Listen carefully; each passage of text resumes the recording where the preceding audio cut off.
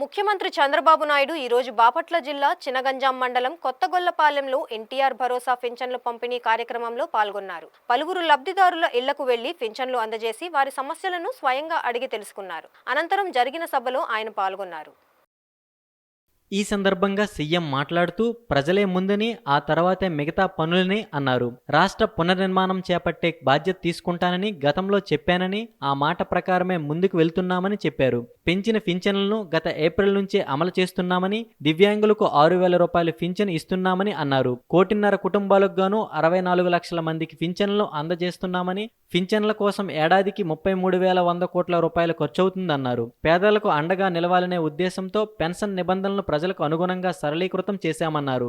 పేదరికం లేని సమాజమే లక్ష్యమని, దీనికోసం ప్రతి ఒక్కరూ కృషి చేయాలని పిలుపునిచ్చారు. అధికారంలోకి వచ్చాక అనేక అభివృద్ధి కార్యక్రమాలకు శ్రీకారం చుట్టామని పేర్కొంటూ రాజధాని అమరావతిని గాడిలో పెట్టామని, అక్కడ పనులు చురుగ్గా కొనసాగుతున్నాయని చెప్పారు. రాజధాని అభివృద్ధి చెందితే ఆదాయం వస్తుందని, దాని ద్వారా మరిన్ని సంక్షేమ కార్యక్రమాలు అందించేందుకు అవకాశం కలుగుతుందని చెప్పారు.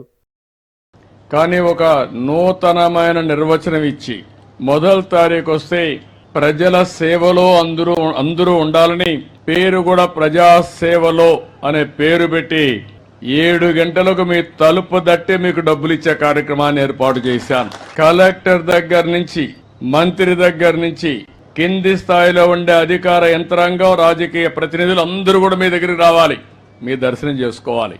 అందుకే నేను ఒక మాట అన్నాను, ప్రజలే ఫస్ట్, అంటే ప్రజలే ముందు, ఆ తర్వాతనే మిగిలినటన్నీ.